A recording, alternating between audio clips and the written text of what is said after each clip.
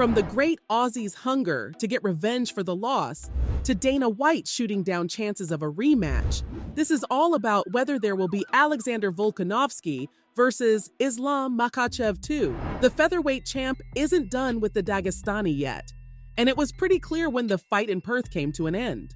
The two men were constantly talking to each other backstage, and Volk kept asking Islam for a rerun of the fight. Being how close the fight was, a lot of the fans, and even Alex himself, thought that he got robbed. But he was still cool toward Makhachev after the decision was announced, and even said that next time, their fight's gonna be in Abu Dhabi, because it was his turn to get booed by the crowd. Islam didn't confirm the rematch right there and then, but he hinted at the fact that he'd be open to it. I mean, a guy with a rep like that obviously doesn't want to be called a robber, so he'd want to settle the score too. Let's face it, guys, these Dagestanis are known to dominate in the cage, and a performance like that just makes Islam look bad.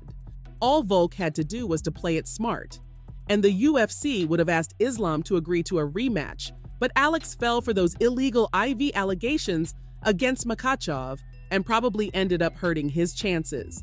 Volk's teammate Dan Hooker was the one who brought it up in the first place, saying that an unnamed nurse told him that they gave Islam an IV to recover from his weight cut. Now, IVs are limited to a certain threshold by USADA, but they're completely banned by the Australian Athletic Commission. So if this was true, then Islam's win would have been canceled, and they would have snatched away his title too. No nurse came forward, and the Athletic Commission, along with the UFC, as well as USADA, defended Makhachev on the subject. Volk, on the other hand, really thought that Islam was up to some shady business, and he seemed salty about it in some of the interviews. The Dagestani ace obviously denied all these allegations, but seeing the great Aussie act like that ticked him off, because he thought they were on good terms after a very competitive fight. Islam never dropped any names, and he didn't give any statements on the subject either, because that'd just make things more heated.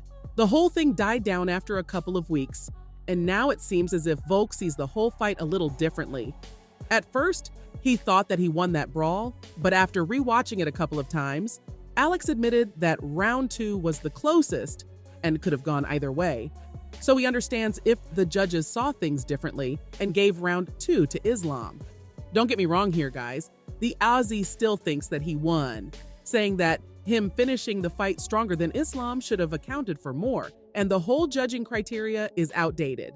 This came up during an episode of Impulsive with Logan Paul, where the hosts were trying to egg Volk by telling him that he was robbed of the win that night. Alex probably went through the footage of the fight again and mellowed down his tone. Back then, the loss was fresh in his mind, and he bought into the things that people were telling him.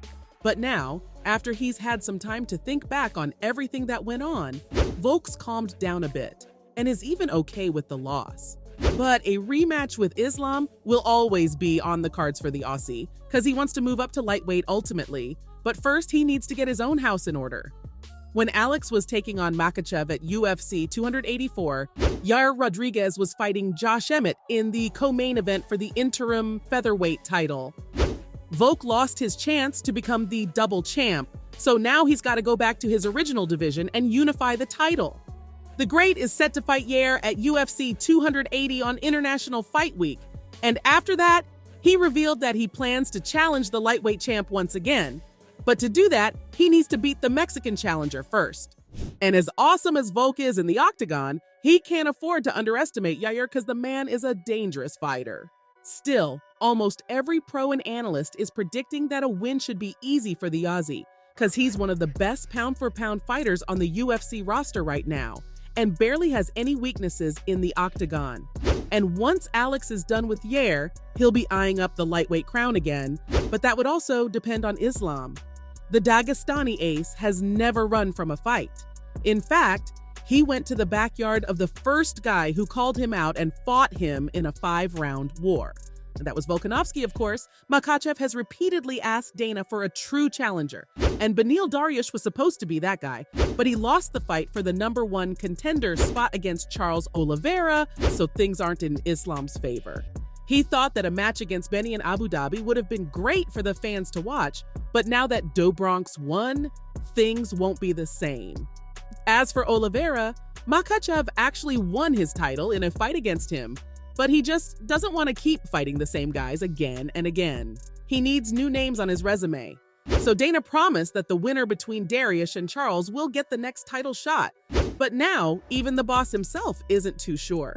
All eyes are now on the showdown at Salt Lake City between Justin Gaethje and Dustin Poirier, because chances are that the winner of that BMF title fight's gonna get the main event against Islam in Abu Dhabi.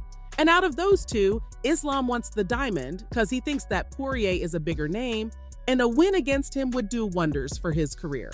That obviously makes sense considering Dustin's one of the top contenders at 155 pounds, and he's a monster inside the cage. Poirier has wins over almost everyone at the top of the table, including superstars like Conor McGregor, Michael Chandler, and even Justin Gaethje, and has only lost to former champs like Charles Oliveira and Khabib Nurmagomedov. This won't be an easy fight for Makhachev by any means, but he's still willing to throw it down against one of the most dangerous guys in the weight class. Because his point is simple. He wants to fight guys he hasn't faced before, and he needs those challengers to be good enough. Poirier, Gaethje, and Dariush all fit the bill perfectly. But obviously, Benny can't do it now that he lost. So now it's down to Dustin and Justin, and only one of them will come out on top, even though he would prefer fighting someone new. That doesn't mean Makhachev isn't open to the rematch, though. The things I just mentioned are only what the lightweight king would have preferred, but he's been very clear that he wasn't going to call anyone out by himself, and he's game to fight anyone that the UFC throws at him. So a rerun of the fight isn't off the table, but obviously there are constraints because Volk and Islam usually fight in different divisions, and they have to give shots for title fights to other challengers too. The UFC will make it happen if enough people want to watch, but it'll take some doing to pull off. The fans really wanted to see the rerun of UFC 284, but the truth is that as time passes by, people are forgetting about it.